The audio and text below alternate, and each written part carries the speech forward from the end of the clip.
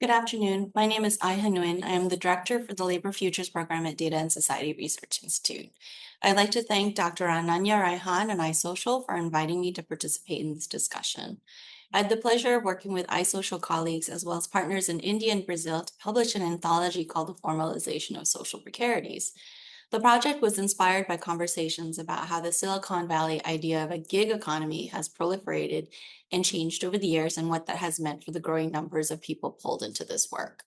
The team in Bangladesh has continued to build out this important work, so I'll speak more broadly to three questions. First, I'll discuss some key points to frame gig work in the report. Secondly, I'll offer some policy priorities that can support gig workers. And finally, some best practices for global cooperation. First, gig work has always existed and is not a new innovation. It exists because it is a fundamental means by which people find employment when formal avenues are unavailable to them. This can be a consequence of various factors, but often those factors are manufactured by society and can include social as well as political motives. As we learned from the process of working with our partners, historical and religious factors such as caste can further delimit current day employment opportunities. This works to employers' advantage. In the US, fissuring of work gained traction as companies created reasons to contract out work that would have typically been performed in-house to save money on labor. Over the past 2 decades, tech companies have further capitalized on this by claiming workers using their platforms are independent contractors and rebranding this type of work as a new gig economy. But tech platforms can exacerbate and embed these social precarities in their technical systems. Despite promises that tech will democratize work, our research found that tech platforms can foreclose opportunities and entrench social dynamics.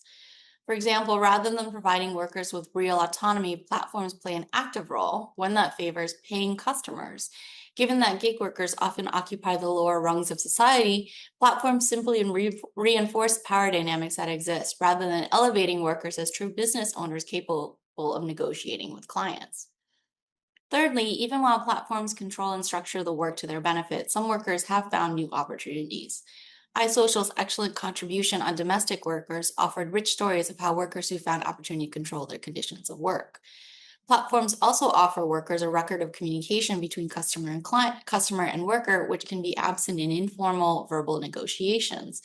One worker was able to cancel the job when she arrived at a house and was not able to speak with the woman that she had booked the job with online. Rather, a man insisted that she report to him, raising red flags that made her uncomfortable for her safety. In this instance, the worker was able to contact the platform, which advised her to leave the job site. She felt protected. However, for the most part, platforms do not claim any responsibility for what happens to those using its services. This leaves a vacuum of responsibility, liability, and creates a level of invisibility that makes workers vulnerable to exploitation. So, how can these concerns be addressed? What major policy priorities are needed? Firstly, in the US, the main policy intervention has been to address the issue of misclassification, which challenges the practice by companies of claiming workers as independent contractors while controlling them and exempting them from civil protections and rights. Tech has automated and accelerated this longstanding problem. Regulating and holding platforms responsible to users reinstates legal protection, including the right to collective bargaining.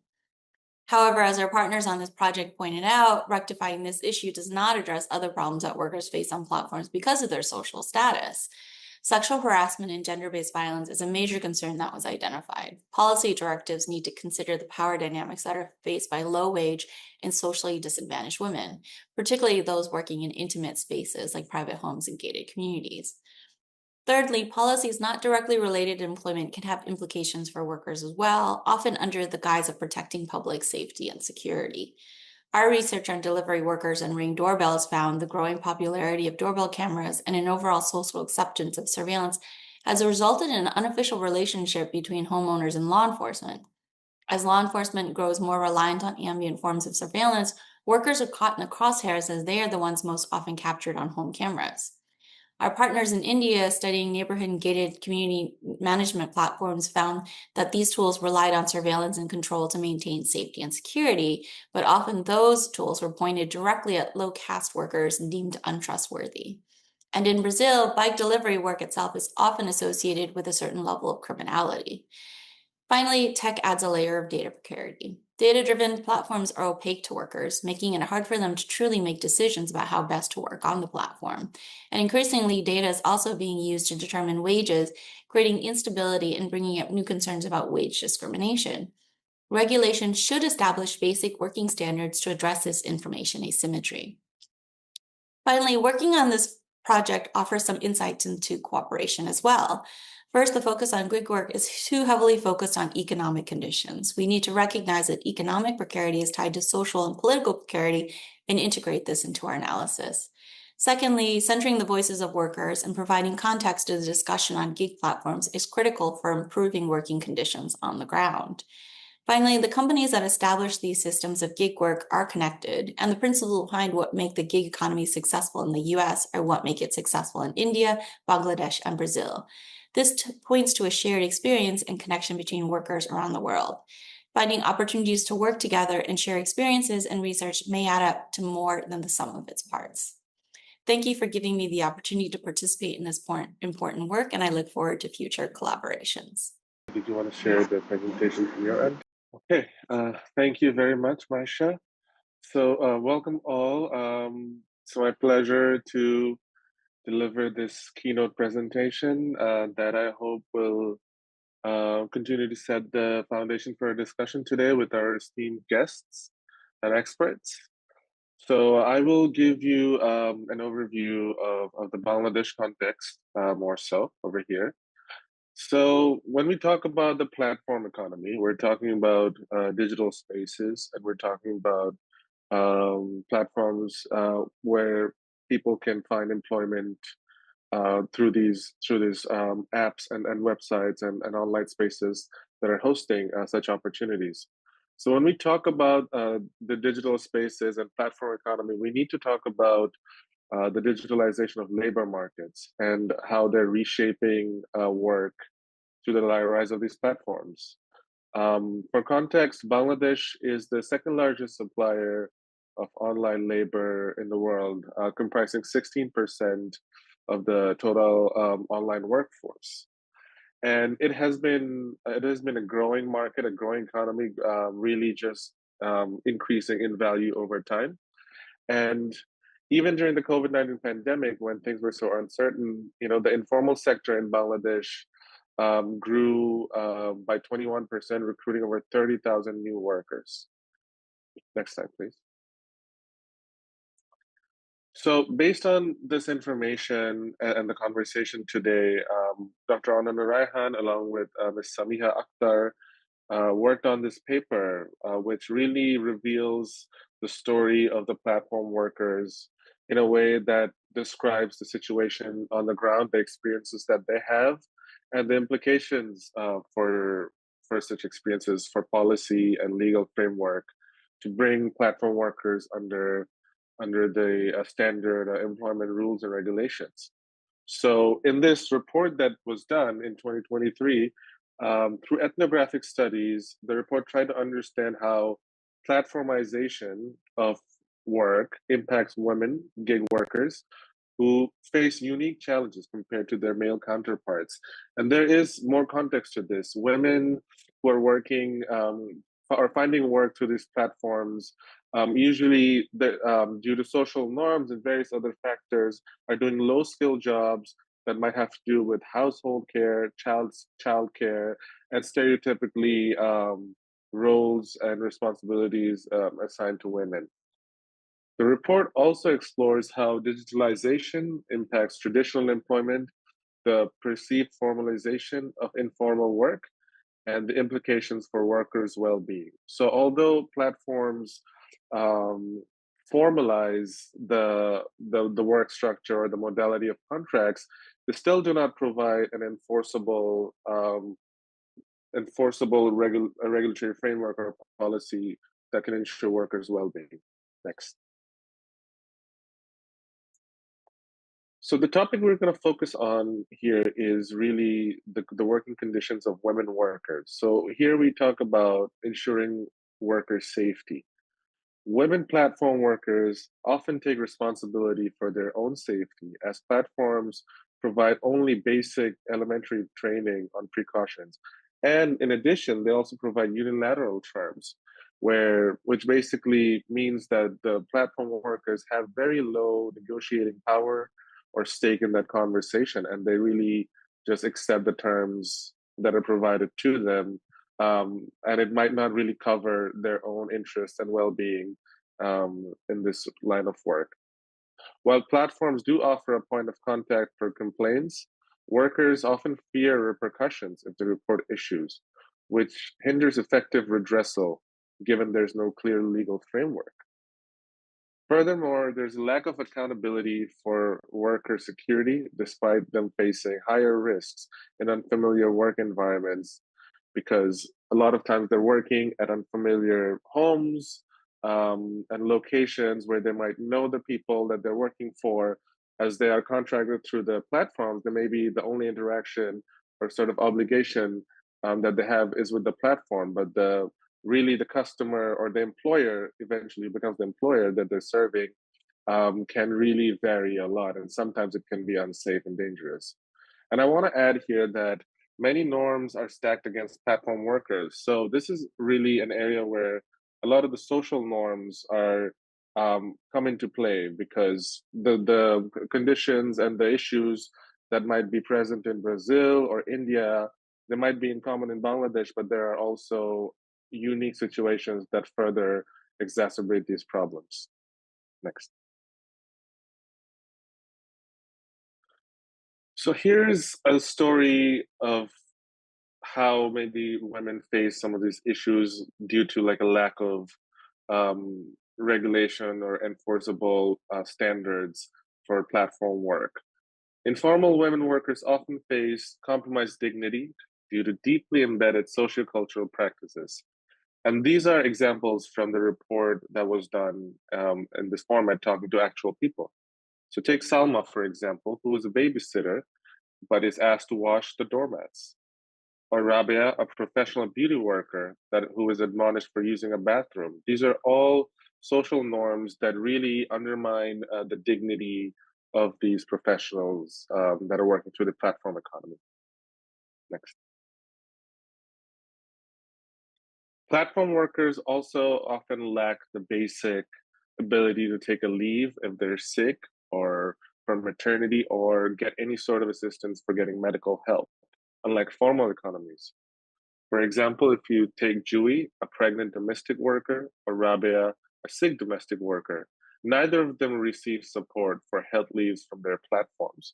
And a lot of times they will try to push through and continue working despite being unwell, because they might not want to miss the pay, or they are forced to do the work, or they risk losing their jobs, and many other such cases.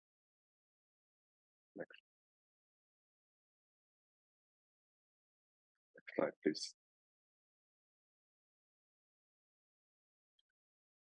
Next slide, Maisha. Thank you. So what is the common thread here? It's resilience and it's aspiration.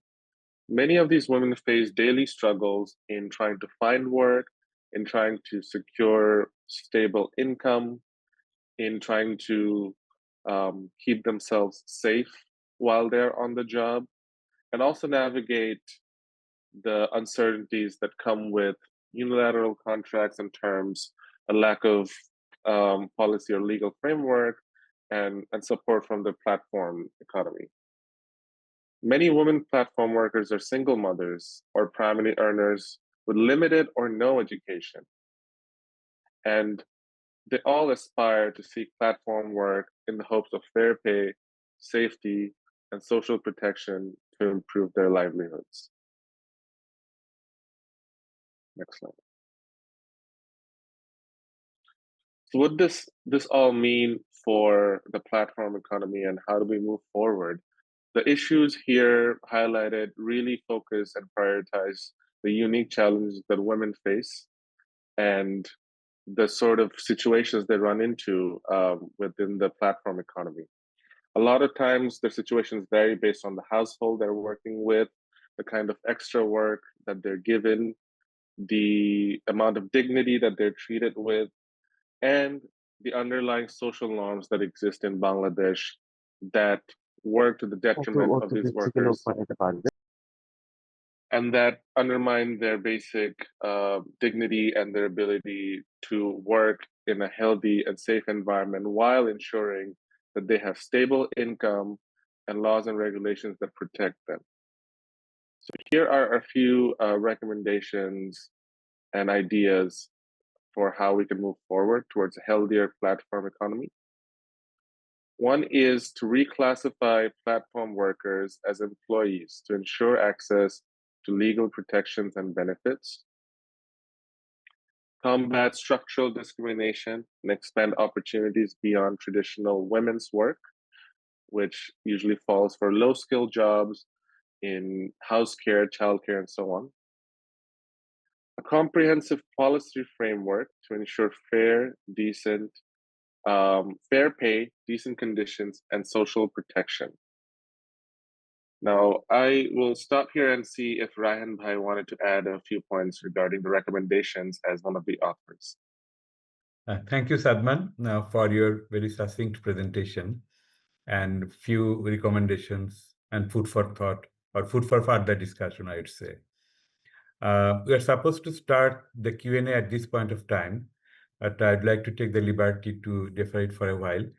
So I'll request all the participants, if you have any question or remarks, you can type in the inbox and we'll pick up the questions and request the speakers to respond to them down the line.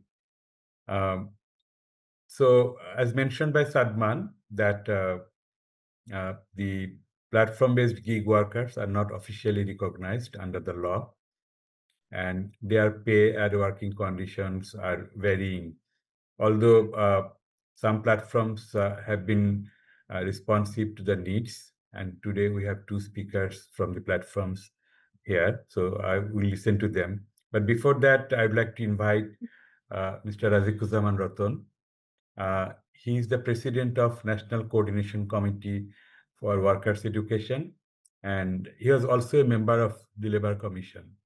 So, Ratan Bhai, when you speak, I will also request you to connect your deliberations with the recommendations of Labour Commission in this regard. So over to Mr. Razekuzzaman Ratan. Thank you for this arrangement.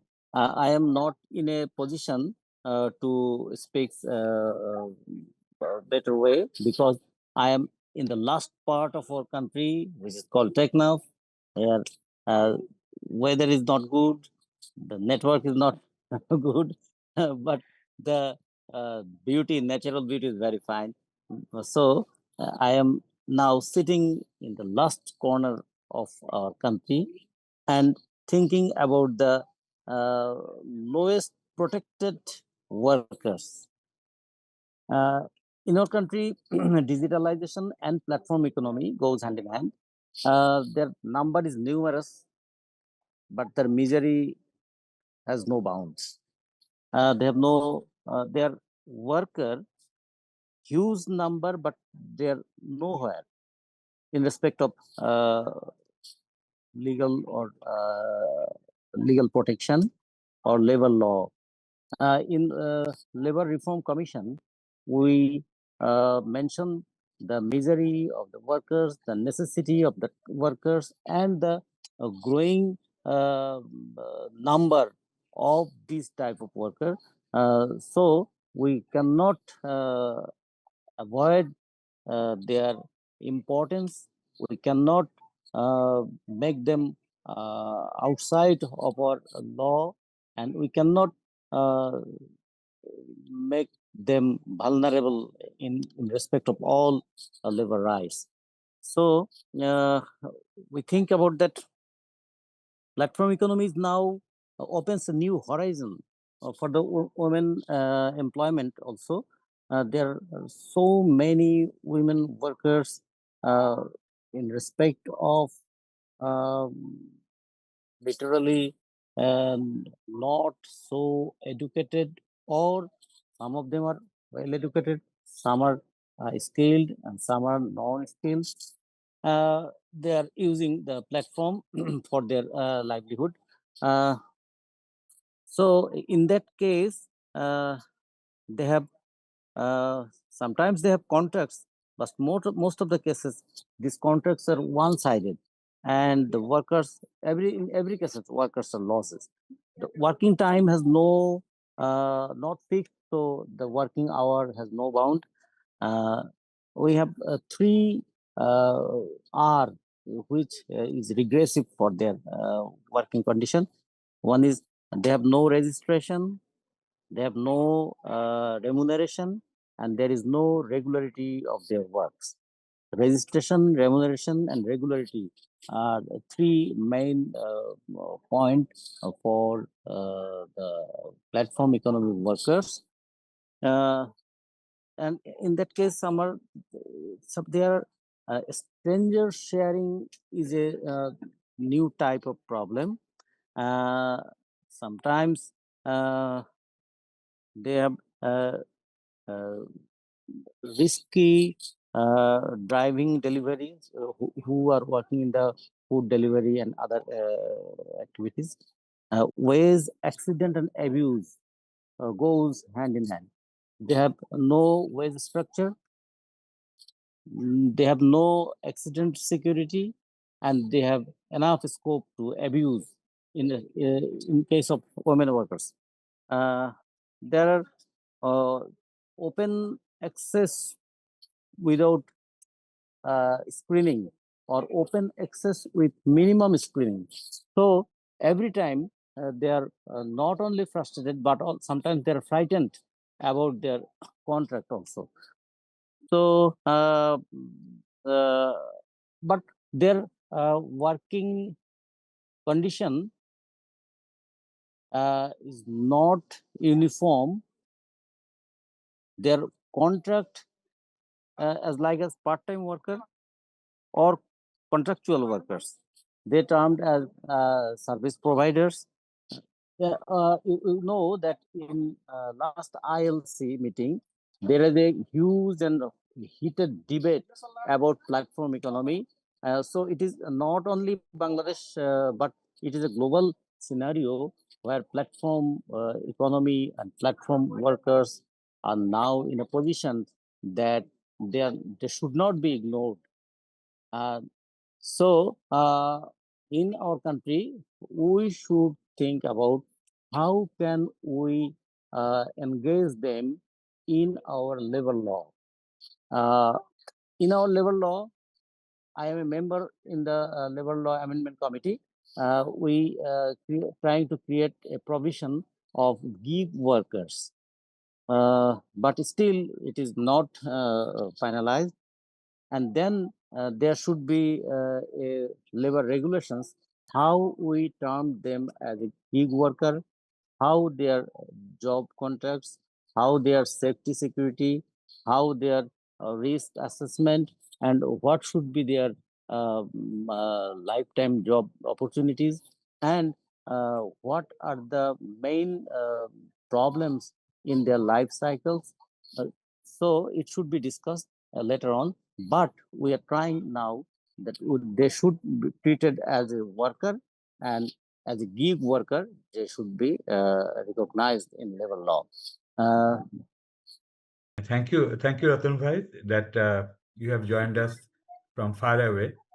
But we are enjoying the benefit of technology, that even you are far, but we have been listening to you. It is one kind of platform technology. Right, we're taking the advantage of platform. So thank you so much. I'll request the participants. Ratan Bhai, would you like to add anything? No. Can I leave, because the Sure. wind speed is growing? So, Sure. Yes, thank you so much for joining us. So, distinguished participants, I'll request you to put your questions. I have started receiving questions for response by the speakers. At this point of time, I'll invite the platform founders.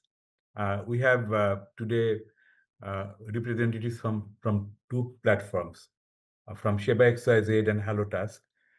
First, I'll invite Ms. Nudrat Nawar, Head of Enterprise Solution and Growth, Sheba XYZ Limited. So Sheba XYZ is one of the leading platforms where women gig workers are engaged. And the workers we interviewed for this particular study have been in domestic work, childcare, and also beauty care. And Sheba is one of the most responsive platforms. And in the Oxford Internet Institute Commission study, which was conducted by DataSense in Bangladesh, the ranking of Sheba was highest, 6 out of 10. And Sheba is one of the platform who engaged with us for improving the policies so that it is better responsive to the uh, platform workers' requirement. So I'd like to invite Nudrat to share your thoughts on the presentation and overall your experience being part of the platform. Over to Nudrat. Assalamu alaikum, everybody. A very good day to you all. Thank you, Mr. Ananya Rahan, for the opportunity. Today, I not only talk as a corporate voice, but also as a witness who has been connecting thousands of, to be precise, 15,000 service professionals to a client base of 1 million all over Dhaka and Chittagong. Our experience, as rightly mentioned, has been mostly concentrated. A significant part of our workforce, who are women, are concentrated in the beauty care, child care, which is nanny services, and maid services. We have been actively working to improve their lifestyle. But what we identified is it is not somebody alone's job to do. As my previous speakers have been rightly mentioning, that it requires a cohesive approach towards it, not just platform security, but also social security. Now, when mentioning about social security, one thing we identified at Shiva.xyz is in order to provide social security to the women or the women workforce in the gig economy, it is very essential that they are included in the financial system as well. By financial system, I mean the formalization of businesses. A major part of these people who are in these women who are in the gig economy are working as informal laborers. Although Sheba.xyz has provided them services like ensuring their TIN, doing their EKYC, verifying their identity, but yet the formalization of business transactions actually excludes them from financial structure. Financial structures and benefits like microloan, microinsurance. Financial backbone would be one of the top areas to cater when we are talking about making these women workforce independent.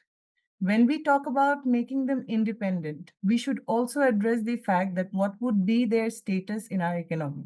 Will they be employees? Will they be independent contractors? Now, when we say they will be employees, they not only work with single platform.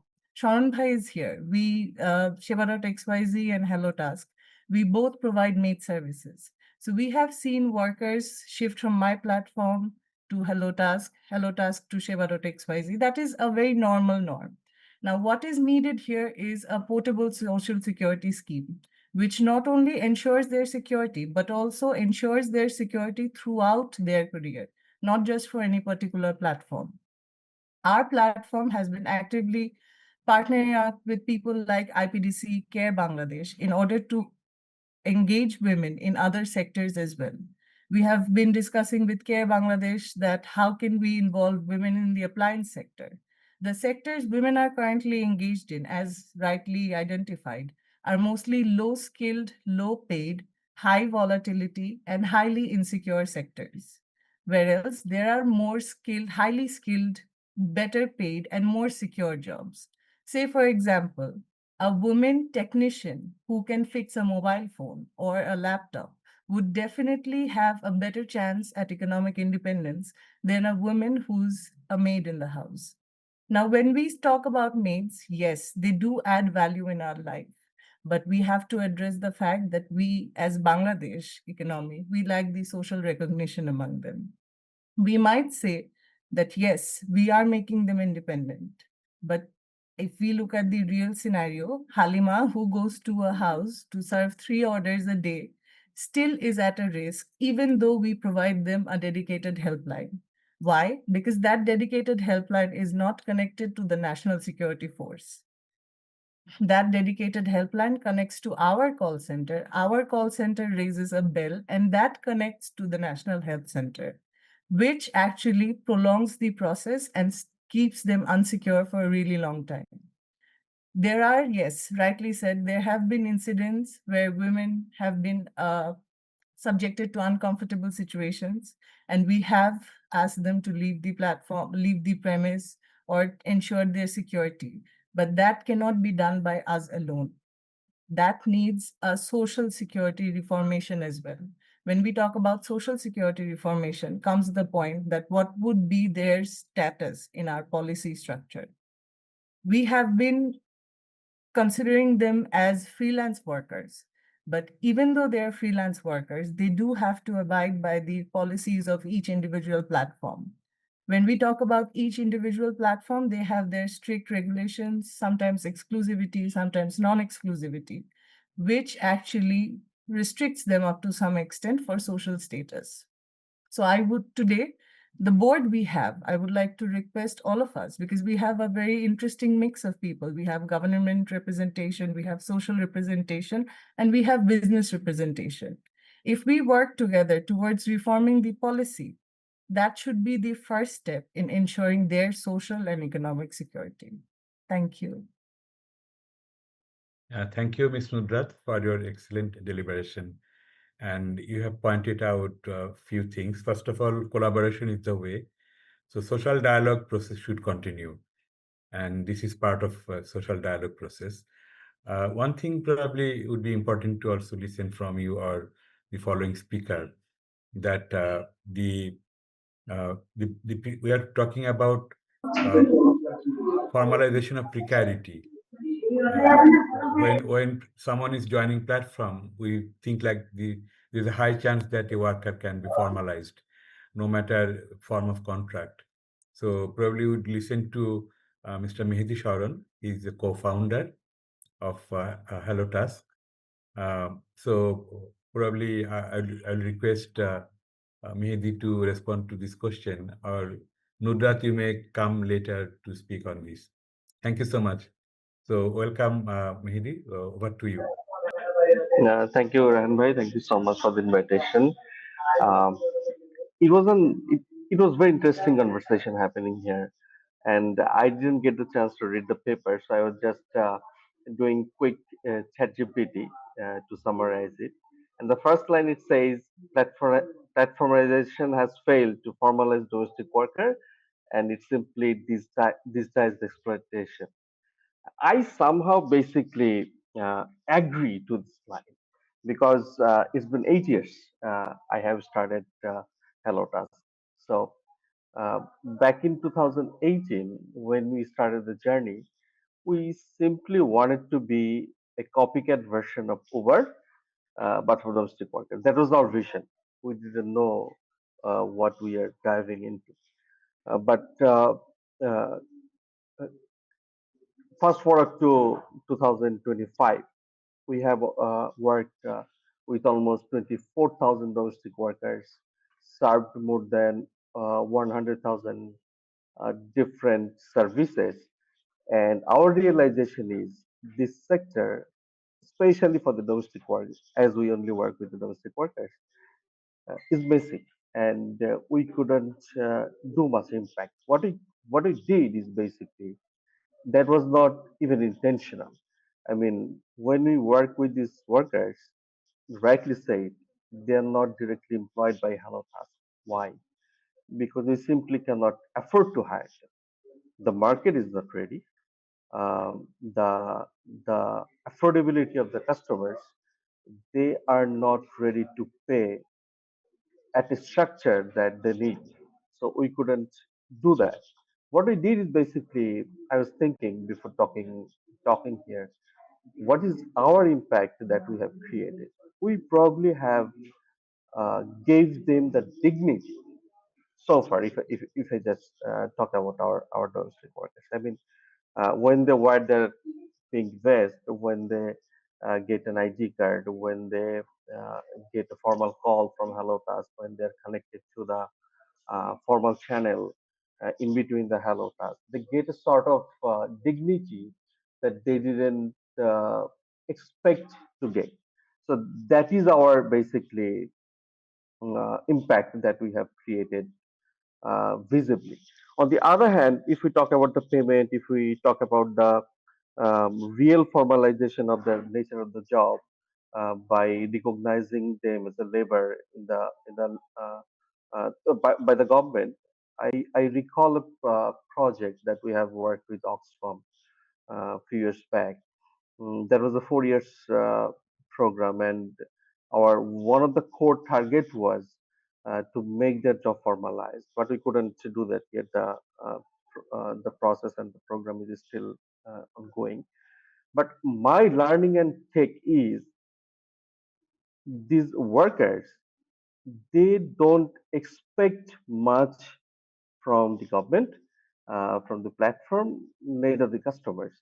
So who would work for them? I mean, if we talk from my perspective, as a company, we have been doing this for 8 years, and I couldn't be a I couldn't be a recognizable stakeholder that can really create an impact like Patao, that can really create an impact like Uber the way they did.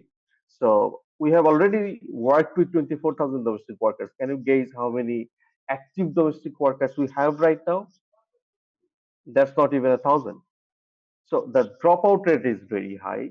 The market is very uncertain, and Halotas is the only player that have worked with domestic workers. Probably Sheva has come forward, of course. So we're one of the pioneers, and Sheva and Halotas only working with these women workers, and we could not excite the other players to come forward and take a piece of the cake. So the market is not formalized yet. Yes, we have been telling the platform workers, but I see only two platforms in Bangladesh. So how do we create a bigger impact here? So my take is we need to have more platforms. We need to have more competition. The industry has to grow in a way so that we can arrange a lot of seminars like this. I could be responsible why I couldn't do that, why my score is not higher enough like Shiva. But it's a good start that we have started talking about this. And I have a note here that I wanted to talk. I mean, I don't know what is my score about the workers. My other co-founder, Likon Bhai, so he used to work with this impact-driven stories, and his core responsibility was to create impact that really matters. So I was not connected, but what Halotas tries to do is basically for the sake of our business. I'm a businessman. I say it from the business perspective. When we started Halotas, our verbal abuse rate was around 50%. So every two houses they got connected for the work. One of the house owners scolded at them, and currently our verbal abuse rate is less than 10%. So we somehow definitely created an impact on the customer side. We educated them how to behave with the domestic workers. And another thing I would like to mention, uh, we have served more than 100,000 customers, 600,000 services, and our sexual harassment rate is zero. I mean, we definitely have some policies, and we are alert before sending someone to the customer's house. But this is not enough. But still, the rate is zero. Why? Because probably there is a fear from the customer side. Probably there is also a fear from the worker side as well. When they're connected through a platform, they think there is a formalization process. They think there is a policy. They think there's a body behind it. So if I do anything, I will get responsibility. So the platform, they should get the recognition for this, because the occurrence rate or the issue is much lower than the traditional way when they get connected.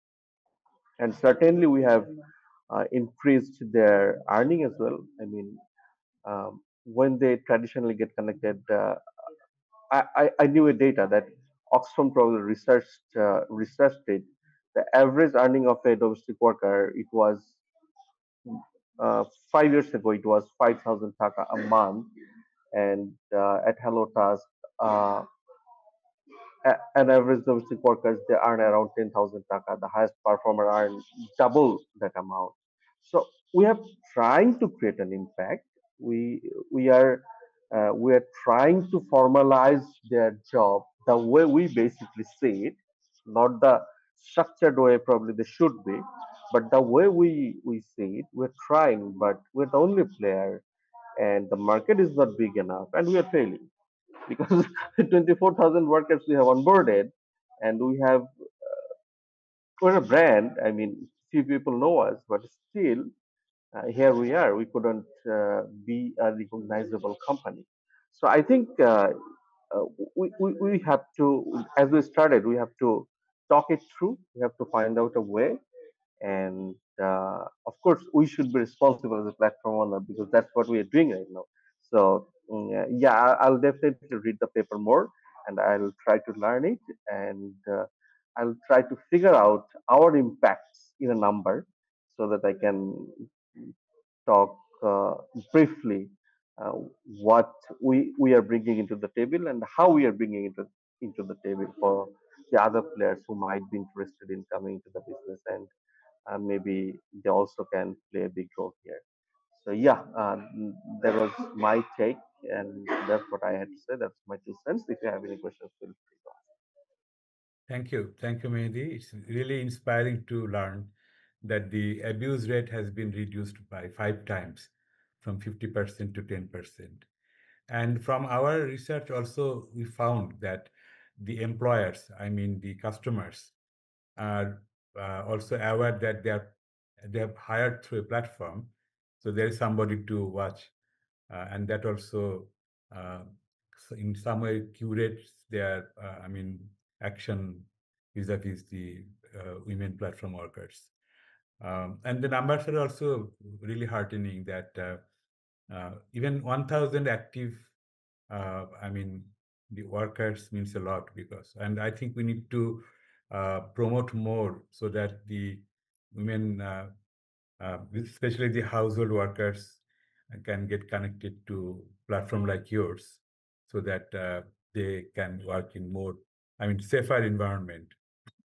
But I have a question to both Nudrat and you.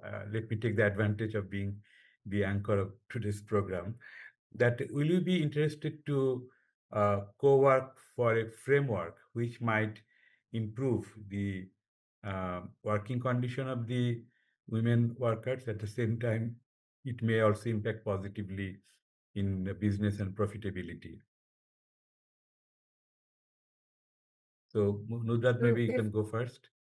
Yes, if I may start, we'll definitely be interested, because one thing I have mentioned in my part is the formalization that is needed in this particular sector. So once we initiate the structuring, once we move towards a framework, it'll be easier for us to set the blocks accordingly to ensure that they have a social recognition, financial independence, and social safety as well. Okay, my answers will be mix of positive and negative. I mean, I don't have the resources to get connected and try it out, But at the same time, I mean, I want to participate and create an impact.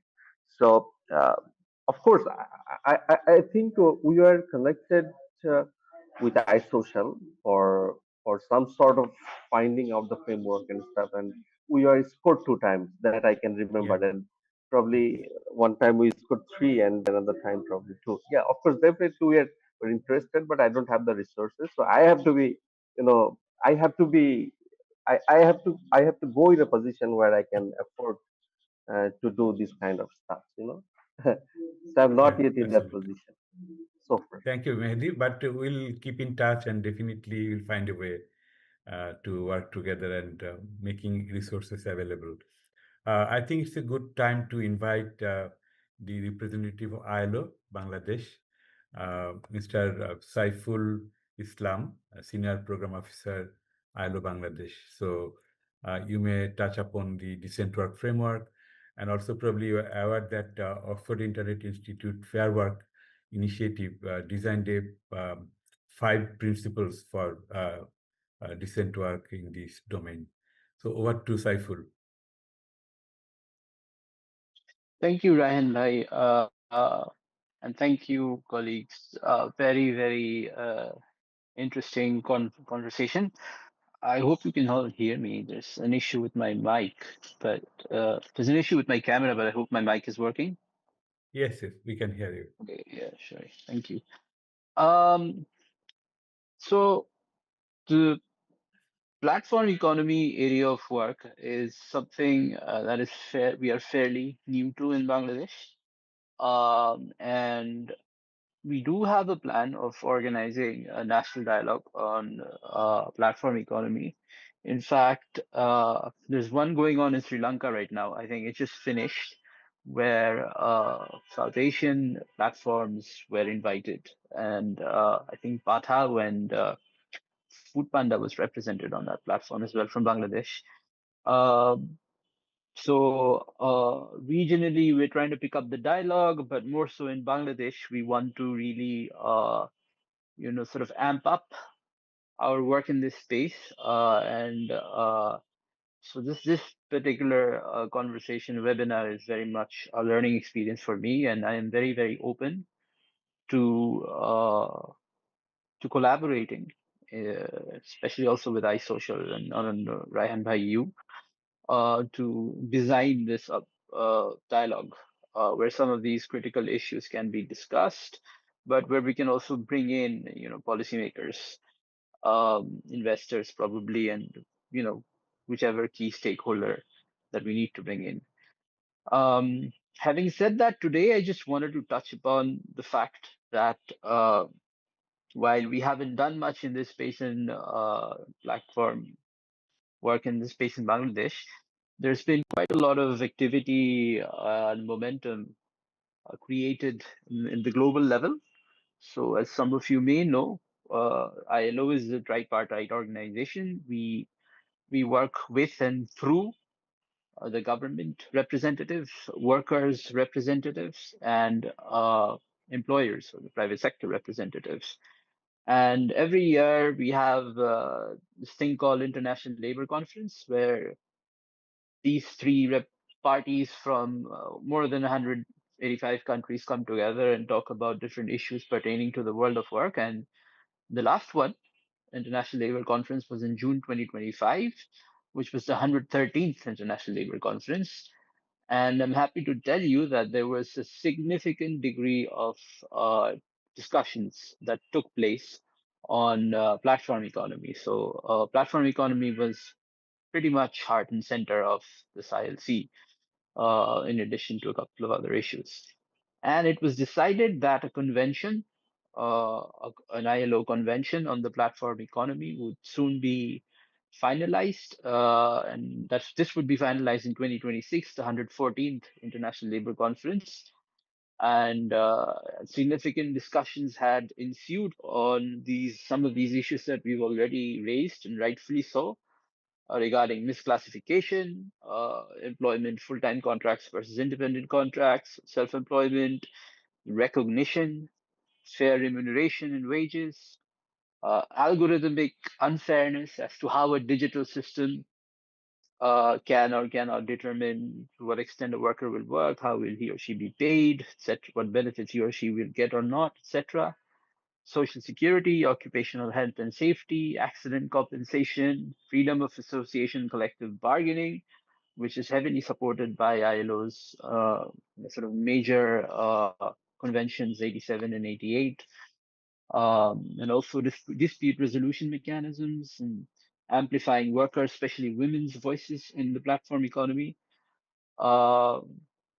So this is good in the sense that it gives ILO we get the sort of a legal sort of the guidance, the opportunity to engage in with the government in some of these discussions. So if and sort of try and convince the government to ratify it, which is not going to be easy at this point, but at least what will happen is we will get a supporting recommendations on platform economy, which will hopefully help us work within the stakeholder ecosystem of the platform economy in Bangladesh and inform policy guidelines and a much needed policy framework on the platform economy, which is currently missing. And it will perhaps help us also feed into the ongoing labor reforms. And also, the ILO has recently released a report on realizing decent work in the platform economy, 2024-2025. It's downloadable. It's a very good reference for our partners, especially the platforms. And it in addition to informing policy framework development, it also provides guidelines and recommendations in a number of areas, including say developing inclusive digital infrastructure. Some of the barriers identified have been that women are finding difficult to access digital tools. Targeted skilling programs for women and other workers in the platform economy. Women worker forums, or so worker forums in general, guided by sort of social dialogues and provide the space and opportunity for workers to raise their voices and concerns. Social protection pilots with examples globally with companies and other stakeholders. The issue of policy integration, the labor law versus the ICT division versus some other existing policy, and how it can become more coherent and it can be sort of a unified policy approach, a framework for guiding platform economy work in Bangladesh. And also on formalization and registration and the processes involved. So I think we have a lot of momentum in this space globally and in the region, and we stand ready to support. And hopefully by 2026, we will have specific guidelines, recommendations, and international labor standards, which we can bring into Bangladesh along with our experts who can guide the government in this process. Having said this, and having heard our sort of our discussants, I think that some certain areas need to be carefully thought through. In terms of social protection, income security, maternity coverage, and healthcare, what applies and what doesn't apply for Bangladesh. How ready companies and platforms are vis-a-vis, sort of driving some of these social protection schemes and support that platform workers need, and how much business sense it makes to them given the current economic situation and the ecosystem itself, and what incentives can policies provide, or policy frameworks can provide. And as in many of these sort of issues and areas, also true for other sectors, there's an element of investments and financing that one of our speakers has already alluded to. So where will it come from, and that should be covered within any policy framework. And the need, obviously, social protection, introducing social protection schemes with platforms, and platforms have to buy into it. So we have to be able to think about that as well. So basically, yes, all in all, we are working towards bringing in learning and the tools and the guidelines that we are working on to Bangladesh to legally recognize and protect platform workers. Importantly, also address gender equality and algorithmic and wage systems within the platform workspace. Sort of devise clever, sort of tangible and feasible social protection, social insurance schemes for workers in partnership with platforms, and promote safe, inclusive, and working environments, and also foster collective voices and resilience in a potentially growing sector where there is a big case of policy support and policy framework support required. Yeah, thank you. Thank you, Saiful Islam. I'll pick one or 2 points from your deliberation. One is that the ILC this year has discussed the platform economy vis-a-vis the labor conditions, and next year probably the guidelines would be available for use across the globe. Thank you for mentioning this. We're looking forward to that. And you also mentioned about pilot on social protection. That's something probably interesting to try out, because as the platform workers are informal and also they are not full-time, the regular protection by law is not available for them. So some kind of social protection system needs to be developed. I know that some platforms are doing by themselves in terms of providing accident insurance and so on, but it is not across the board. So I think this point would be important to take forward from your deliberation, and we look forward to collaborate together for better working condition of platform workers. Thank you. Thank From you, the government Ryan. side, Just yes, that I have to leave in a couple of minutes. I hope that's okay. I will pick sure, up on yeah, this conversation with you soon. sure. Thank you. Thank you for being with us today and sharing your thoughts. You know that if we talk about the tripartite process, so one major important part is government. So today we have with us one of the key stakeholders from the government side, the representative of the ICT division, Ms. Zohra Begum. She's Joint Secretary at ICT division. So we'd like to hear from you. Over to you. Thank you. Assalamu alaikum and a very good evening to you all. It's truly an honor to join today's important discussion on the precarity of women platform workers in Bangladesh. As the Joint Secretary of the ICT Division, I would like to begin by thanking the organizers for initiating such a time and critical dialogue. In recent years, we have seen the rapid growth of platform-based work in Bangladesh, from ride-sharing, food delivery, to caregiving and freelancing digital systems. Women, especially from underserved communities, and increasingly participation in this evolving gig economy. This inclusion is both inspiring, evolving, and necessary for our digital and economic progress. However, we must also acknowledge the deep and persistent challenge they face. First, the question of precarity.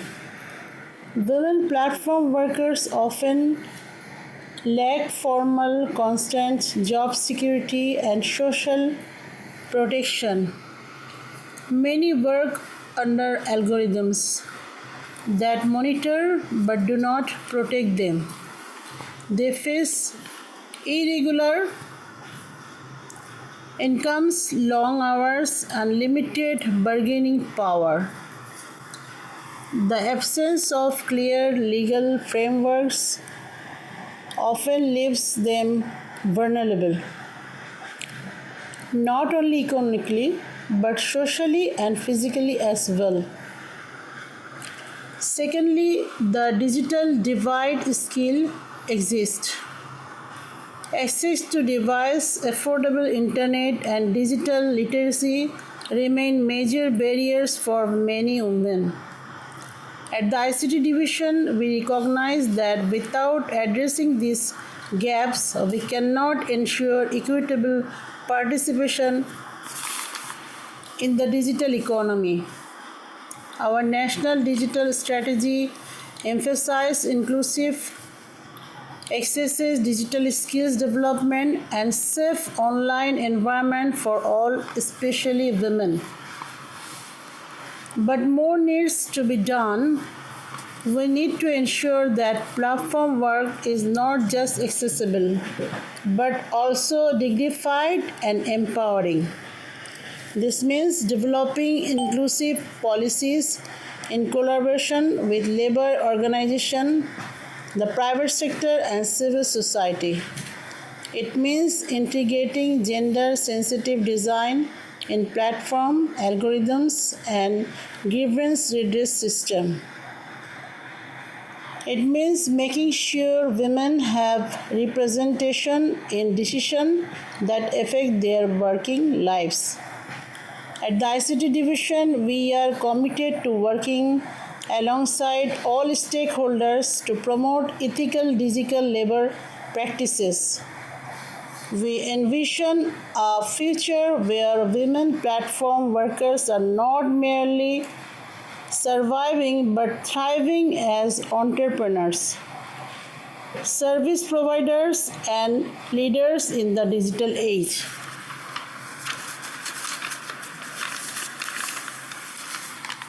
Our startup Bangladesh company catalyzed the evolution of a robust innovation ecosystem that benefits the society, the environment, and the economy. We completed already Har Power project, She Power project, and various organization and department, various training for women, and various facility, especially space, 30% space in high tech park, and also we did various job as a government sector ICT division, especially for women. Before I conclude, let me emphasize digital transformation must be inclusive or it will not be transformative at all. Let us move forward together with empathy, innovation, and a shared responsibility to make platform work safe, fair, and future ready for every woman in Bangladesh. Thank you all, and thanks again. Thanks, Ms. Johra Begum. You have touched upon a number of important issues, but I'd like to quote from your deliberation that algorithm monitors the workers but do not protect them. So probably we need to change that. And you also mentioned about ethical labor practices in digital economy.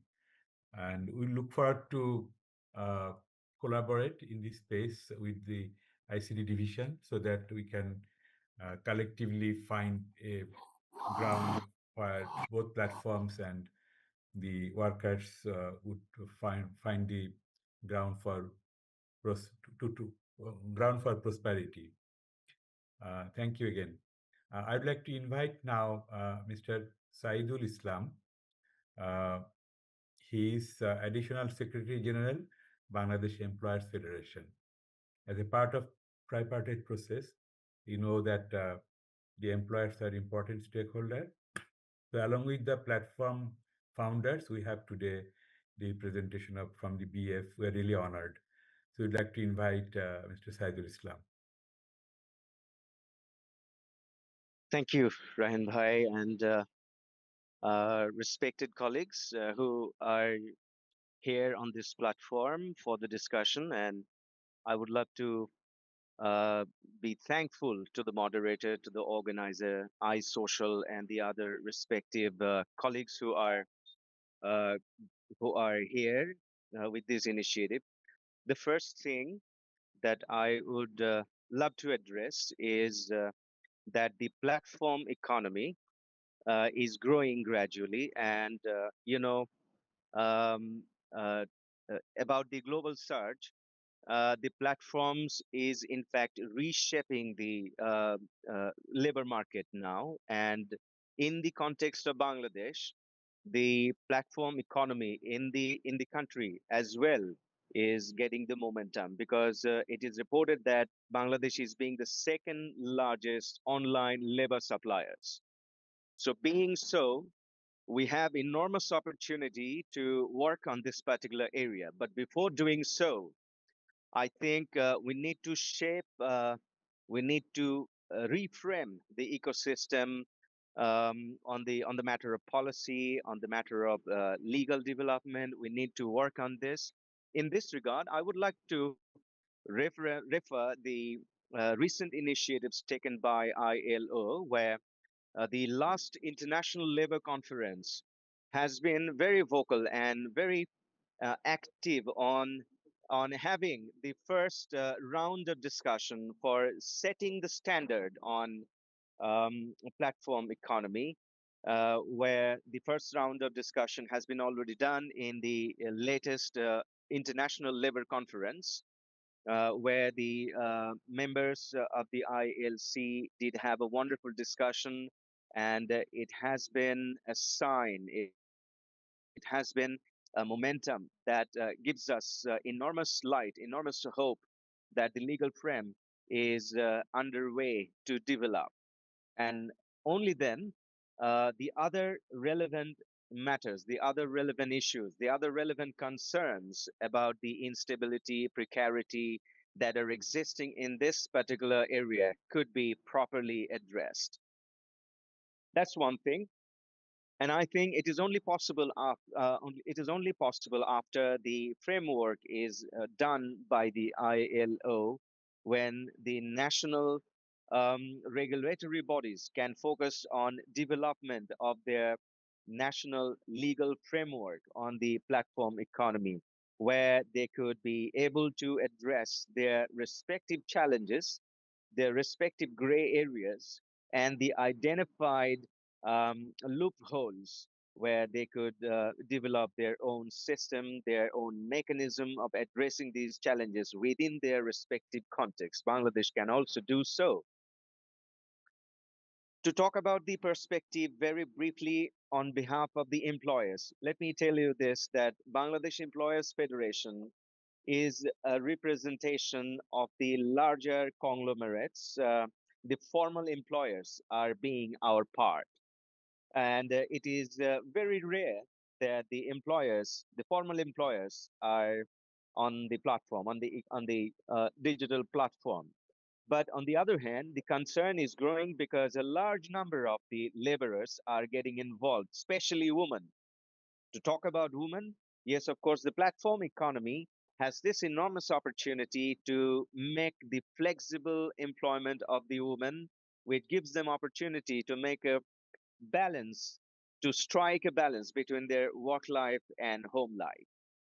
So there is enormous opportunity for the women. At the same time, there are insecurities, there are precarities, there are instabilities that needs to be addressed. And I think right at this point of time, we should not focus more on the regulatory issues. Rather, we should be focusing on the development of the ecosystem on the digital platform, on the gig economy.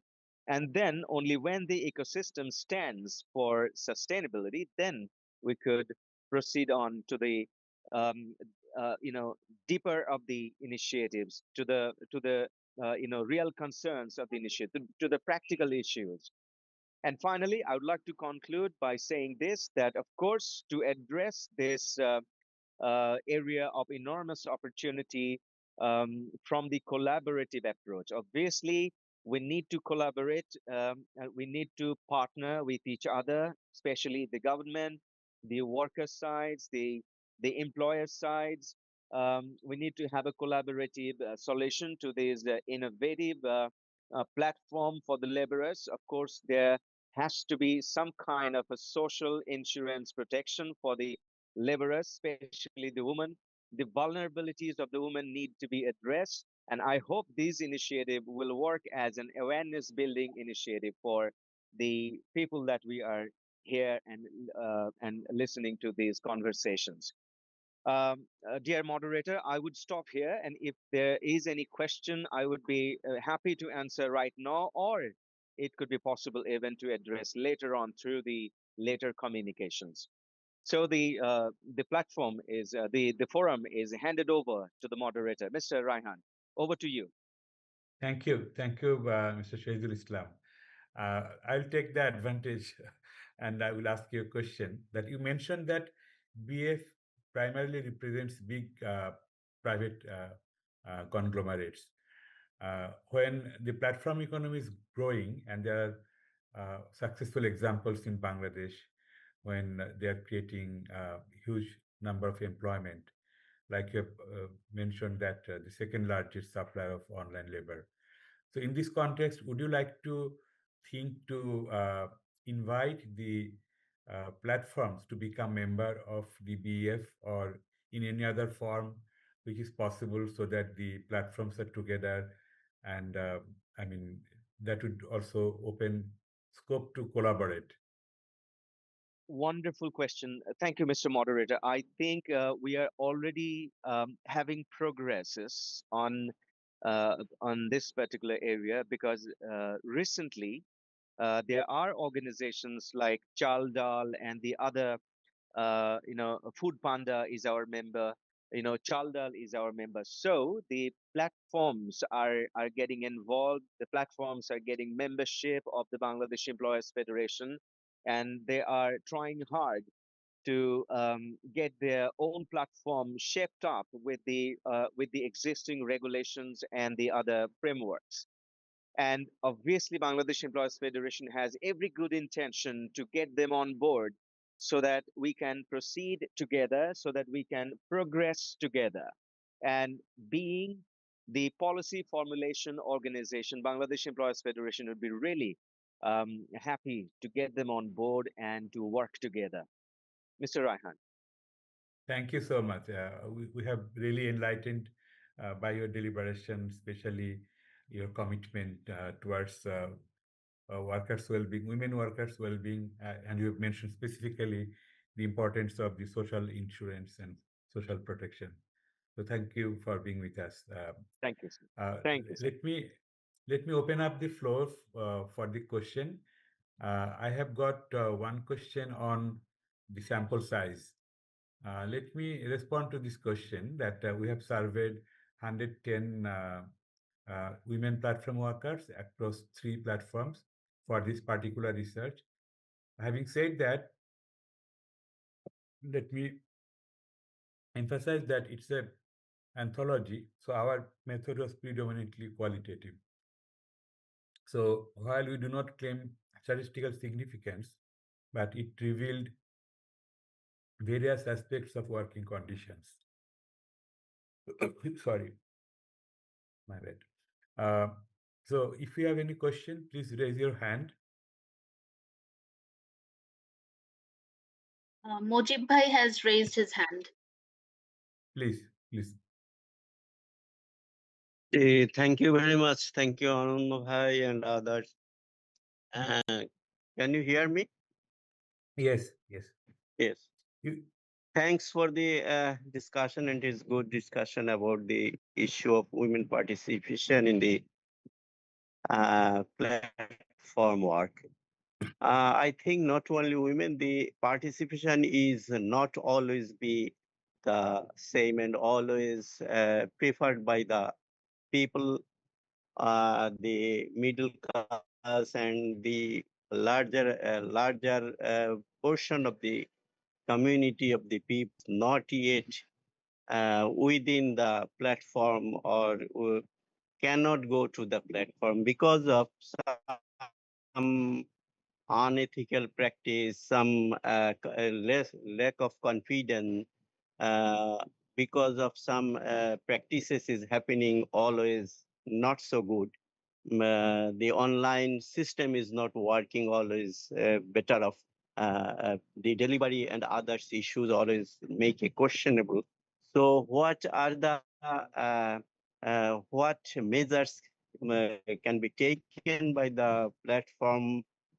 Those platform is working in our country, and the speakers of the BEF also discusses so many issues that they have taken the initiative. So I are basically taking the initiative to make the people's confidence and the platform viability within we lost the voice of Mr. Muzbul Haq. Can you, Maisha, can you hear him? না ভাইয়া শোনা যাচ্ছে না। Okay. So now we have the question from him that what to do with unethical practices of certain platforms. So let's keep the question for response later from BF colleague. Anyone else have any question or any views? Maisha, you can read out the questions. Probably some of them are already in the inbox. Adiba Afroz আপু questions করেছে দুইটা। What kind of government capacity, that is human resources, expertise, department allocation, is required to oversee working conditions in the gig economy in Bangladesh, and what is the current status? It's a first question. And Apur's second question is, what kind of lessons can we take forward from existing policy frameworks and its implementation or the lack thereof? Example, Domestic Workers Protection and Welfare Policy 2015, to address workers' rights in the gig sector, and how are the monitoring challenges similar or different? Thank you. I'll keep this question for response later, or any of the speakers would like to respond. I can designate if you allow me. We have Honorable Chairperson of Labour Reform Commission and Executive Director of BILS, Mr. Syed Sultan Uddin Ahmmed. So, Sultan Bhai, would you like to address any of the question here, or at your concluding remarks, you may also address? Am I audible? Because I am joining from a restaurant actually. I was stuck up with the condolence meeting in the press club, in front of press club. I'm sorry for that I joined late. And I will be very short to actually, I would like to thank iSocial and other research partners to undertake these types of research, very specific and very exceptional. Because though we are the second largest supplier of online workers, but still the public perception and social perception is not like that. They think that these online platform workers are limited with some Uber or Pathao or car, food panda, like these things. But beyond that, we have a huge number of women workers are in the online platform. So I would like to thanks to actually bring their problems, bring their vulnerabilities, and the whole issue through this research to discussing here. And it's nice to hear from our Employees Federation friend and ICT director friend, sister. To me, actually, one of the main gap in our industry, that when industry grow, that time actually we don't frame any legal framework or regulatory framework to regulate that industry. When I say regulate, it does not mean that we want to control. When I say regulate, it does mean that we want to help the industry, we want to help the workers, employers, and others. So here the same thing happened. If you follow, there are many big industry like RMG and others. When it started in a very small way, very private initiative. But when it started growing, our legal framework and regulatory framework was not actually built in such a way that they can regulate the whole industry, the workforce and employers, industrial relation, and others. So I feel that now the way this platform economy is growing, and the way workers and many online employer or platform joining this industry, is a time to frame the policy and regulation to help the industry to regulate the workers and employers in the relation, their rights and everything. So that very nicely this research actually identifies some areas which we can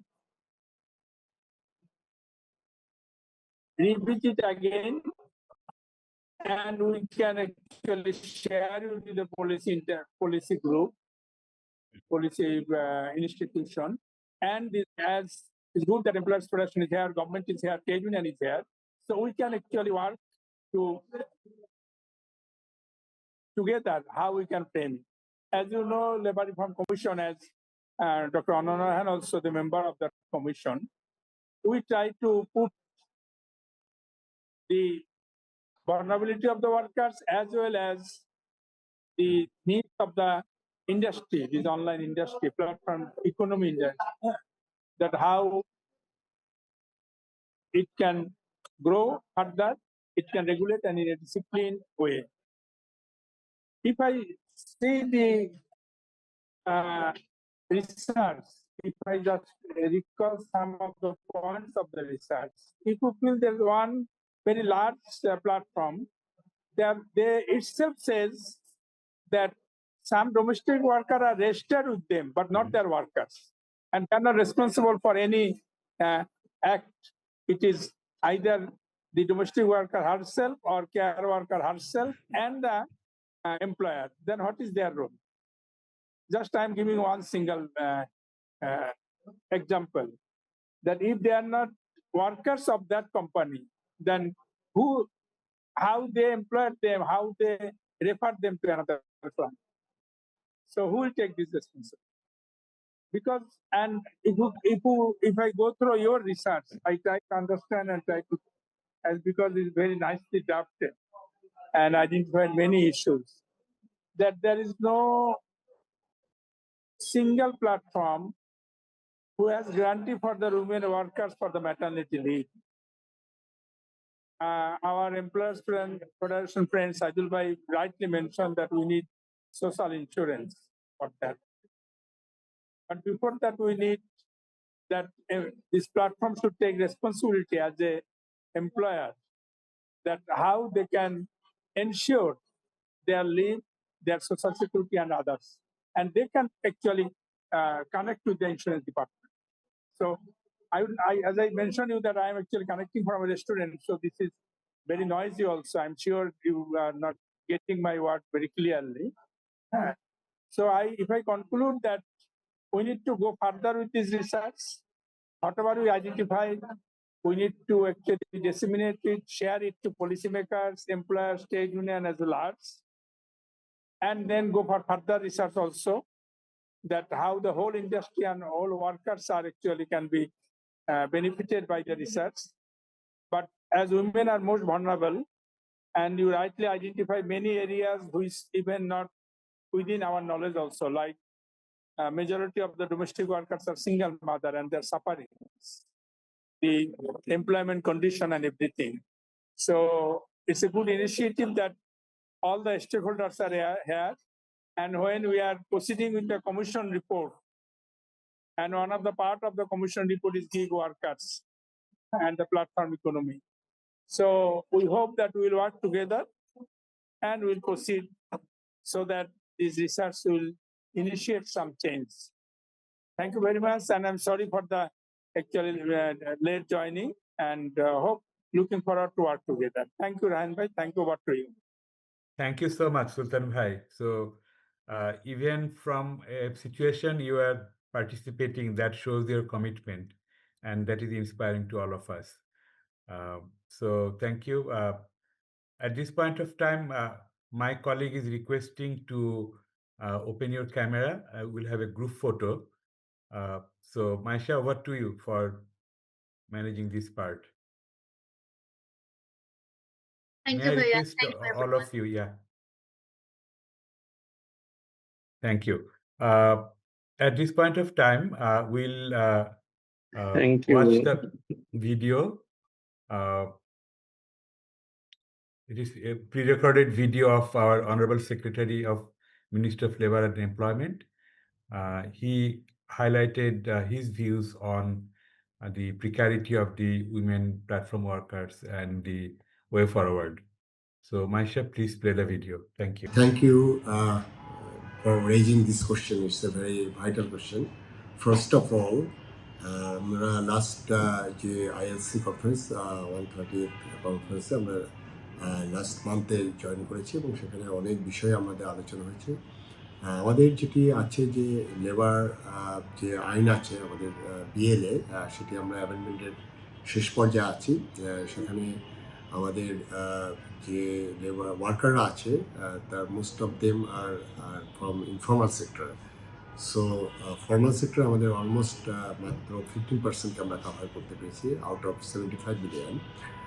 সেখানে আমাদের যারা freelancer আছে অথবা আমাদের যেগুলো আমাদের ই কমার্সের সাথে রিলেটেড, ইভেন আমাদের বিপিওর সাথে যারা রিলেটেড আছে বিজনেস প্রসেস আউটসোর্সিং, তাদেরকে আসলে ফর্মালি ওইভাবে আমাদের রেকমেন্ডেশন নেই। তবে আমরা লেবার আইন যেটা সংশোধন করছি সেখানে আমরা অনেকগুলো ইনফর্মাল সেক্টরকে আমরা ইনক্লুড করছি এবং সেক্ষেত্রে আমাদের এটি তাদের এই যে বিষয়গুলো আছে যে তাদের যদি আমি শ্রমিকের সংজ্ঞায় যদি না আনতে পারি তখন তো তাদের রাইটসটা ইনশিওর করতে পারবো না। সেক্ষেত্রে আমরা এই বিষয়টা আমাদের খুব নজরে আছে। এটি যেমন একটা দিক। আরেকটি হলো আমাদের যেমন ইন্টারন্যাশনাল যে আইনগুলো আছে, বিশেষ করে আইএলসিতে আমরা গিয়ে যেখানে আমাদের যে কনভেনশনগুলো আছে আইএলওর, তার মধ্যে আমরা এখন যেটি আছে আমরা ফান্ডামেন্টাল কনভেনশন আউট অফ 10 আমরা 8 আমরা অলরেডি রেটিফাই করেছি। বাকি দুটো কনভেনশন C155 এবং C187 যেটি আমাদের occupational health and safety wash convention, সেগুলো আমরা রেটিফাই করব। প্লাস ওয়ার্ক প্লেসে যে হ্যারাসমেন্টের যেটা আছে C190, এটা আমরা রেটিফাই করব। সেই ক্ষেত্রে দেখা যাচ্ছে যে আমরা যদি এই সেক্টরে যারা আছে তাদেরকে যদি আমরা ওয়ার্কারের সংজ্ঞায় আমরা এই কাভারেজটা দিতে পারি তাহলে তাদের রাইটসটা প্রোটেকশন হবে বলে আমি বিশ্বাস করি। আমরা যেটা নীতিগতভাবে মনে করি যে এখানে বিশেষ করে ইয়াং ছেলেমেয়েরা তারা হোয়াইট কালারের কাজ করছে এবং আমাদের যেহেতু আমাদের একটা এমপ্লয়মেন্ট একটা বড় ইস্যু, সেখানে আমরা এদেরকে যদি আমি সত্যিকার অর্থে আমরা যদি তাদের রাইটসটা ইস্যু করতে পারি তাহলে আমাদের এই ইন্ডাস্ট্রিটা অনেক বড় হবে। এটি শুধু ডোমেস্টিক ইন্ডাস্ট্রি নয়, এটি আমি গ্লোবালি আমার কিন্তু একটা হিউজ রেভিনিউ আসবে এবং যেটি আমাদের আশেপাশের দেশগুলো এটা অনেকটাই কাভার করতে পেরেছে, কিন্তু আমরা এখনও অনেক পিছিয়ে আছি। সেখানে আমি মনে করি যে তাদের ওয়ার্কারদের তাদের যদি প্রোটেকশন আমরা দিতে পারি, তাদের রাইটসটা ইনশিওর করতে পারি, তাহলে এই ইন্ডাস্ট্রিটা অনেক বেশি গ্রো করবে। আপনারা জানেন যে লেবার রিফর্ম কমিশন গঠন করা হয়েছে এবং সেই কমিশন আমাদের মাস দেড়েক আগে তাদের ফর্মাল রিপোর্টটা সাবমিট করেছে। আমরা জাস্ট কিছুদিন আগে আমার লেবার রিফর্ম কমিশনের যে রিকমেন্ডেশনগুলো আছে সেটি আমরা বিএলএতে, আসলে এটা তো লিগাল ম্যান্ডেট লাগবে, সেই জন্য বিএলএতে এগুলো কতটুকু ইনক্লুড করা যায় সেটা নিয়ে আমরা একটা মিটিং করেছি আমাদের এই ফার্স্ট উইক অফ জুলাই। আমরা তাদের রিকমেন্ডেশনে এখন কাজ করছি এবং তাদের রিকমেন্ডেশনের বেসিসে আমরা ফাইনাল যেটা আছে ন্যাশনাল ট্রাইপার্টির যে কনসালটেটিভ কমিটি আছে NCCWE বলে, সেখানে আমরা ফাইনাল মিটিং করব। করে আমরা এখানে লেবার রিফর্ম কমিশনের যতগুলো রিকমেন্ডেশন আছে, বিশেষ করে আমি এই সেক্টরের প্ল্যাটফর্ম ইকোনমির সাথে যারা জড়িত আছে তাদেরকে আমরা যতটুকু পারা যায় আমরা সেখানে লেবার লয়ের যে অ্যামেন্ডমেন্ট সেখানে আমরা সেই স্পেসটা আমরা রাখছি।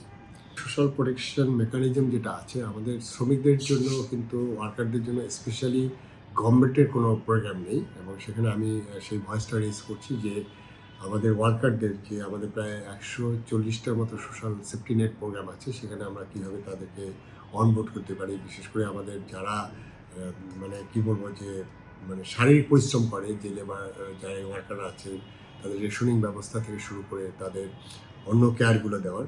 আমাদের মন্ত্রণালয়ে যেটা আছে সেটা হলো আমাদের শ্রমিক কল্যাণ ফান্ড আছে যেটা, সেখানে আমরা অল ওভার যারা ওয়ার্কার তাদের জন্য আমরা 4টা বিষয়ে আমরা প্রোটেকশন দিই। অর্থাৎ তার যদি ম্যাটারনিটি লিভের ইস্যুতে যদি ফান্ডিং করি, আমরা তাদের চিকিৎসার জন্য ফান্ডিং করি, মৃত্যুজনিত কারণে ইভেন আমরা তাদের বাচ্চাদের লেখাপড়ার জন্য একটা ফান্ডিং করি। অবশ্যই এই ওয়ার্কাররা যখন আমাদের ফর্মাল সেক্টরে বা আমাদের লেবার আইনের মধ্যে তাদেরকে যদি স্পেসটা দিতে পারি তারাও সেখানে অ্যাক্সেস পাবে। এর বাইরে যে জিনিসটা হলো যে প্রথম দরকার হলো তার চাকরির নিশ্চয়তা, এবং সেই চাকরির নিশ্চয়তা কখন হবে, তাদের অ্যাপয়েন্টমেন্ট লেটার দেওয়া হয় না, তারা অনেক সময় ফ্রিল্যান্সার হিসেবে কাজ করে। সেখানে আমি মনে করি যে তাদের অধিকারের প্রশ্ন যেখানে আসবে তখন এটা যখনই এটা একটা ফর্মাল সেক্টরে আনতে পারবো তখন তাদের ম্যাটারনিটি বেনিফিট থেকে শুরু করে তাদের যে কোনো সময় জব যদি চলে যায় তখন সেক্ষেত্রে তাদের যে সার্ভিস বেনিফিট থেকে শুরু করে তাদের ছুটি তাদের বিভিন্ন বোনাস এগুলোর সেই অ্যাক্সেসটা তারা পাবে। আমি মনে করি যে এটা একটা বিশাল ইন্ডাস্ট্রি এবং সেখানে যদি আমরা যদি প্রোটেকশন দিতে পারি এই ইন্ডাস্ট্রিটা আরও বেশি গ্রো করবে এবং সেটা আমার ইকোনমিকে একটা পজিটিভ বুস্ট দিবে বলে আমার ধারণা। প্রথমত মহিলাদের প্রোটেকশনের জন্য আমাদের বেশ কিছু মেজার আছে, সেটি যেমন আমরা কনভেনশন 190 এটা আসলে ওই যে ওয়ার্ক প্লেস হ্যারাসমেন্টের জন্য, এটা তাদের একটা প্রোটেকশনের জন্য আমরা এই কনভেনশনগুলো আমরা স্বাক্ষর করছি। ধন্যবাদ আপনাকেও। আমরা চাই যে বাংলাদেশের ইকোনমিটা আসলে আমাদের শ্রমিকদের হাত থেকেই আসে, সেখানে আমরা যদি তাদের অধিকারকে আমরা সমন্বিত করতে পারি, তাদের অধিকারের বিষয়টি যদি আমরা নিশ্চিত করতে পারি, তারা যদি একটা ট্রাস্ট বিল্ড করতে পারি, তারা যদি প্রোটেক্টেড থাকে, তাহলে আমাদের ইকোনমি আগাবে এবং সেই আগানোর জন্য আমরা সবাই মিলে কাজ করব, সবাইকে নিয়েই কাজ করব, এই প্রত্যাশা আমি রাখছি। আপনাদের সবাইকে ধন্যবাদ। Let me summarize what was his deliberation. He's aware of the situation of the platform-based gig workers, including women workers. He mentioned about the Labor Reform Commission recommendations, and he's looking the way how the recommendations can be addressed. And he also mentioned about the process of the labor law amendment, and he is hopeful that some of the recommendations would get through and take place in the amended law. He also mentioned about the social protection and what can be done in this regard. So we are hopeful that the recommendations would be addressed at various forums and channels within the government. At this point of time, I would like to invite Nazmul Hossain Ovi, Research Director of DataSense, to give his concluding remarks. Thanks a Over lot. to Ovi. Thanks a lot, Rahan Bhai, for inviting me. So I will be very brief as we are running a little late in time. So I think thanks a lot for every participants who provided their input from their own experience. Especially, I would like to thank Honorable Chairperson of our Labor Reform Commission, Sultan Bhai, also Ratan Bhai, to be able to still connect from a very distant place, from a hard environmental situation. I hope you enjoy and return safe, Ratan Bhai. And also to the colleagues from ILO, with whom I have also worked in ILO, Syed Bhai, and also to entrepreneurs and representative from Sheba and then Hello Task. I think those inputs were really those inputs were really good and exactly driven from the industry experience that they deal every day. And also our honorable representative from the ICT division, thanks a lot to share the ministry's vision and some of the policy priorities. And also I'd like to thank our partner and constituent of ILO, of course, Saidul Bhai from BEF. And last but not the least, I think definitely a big credit to my colleague Sadman for the keynote presentation and wonderfully summarizing the research.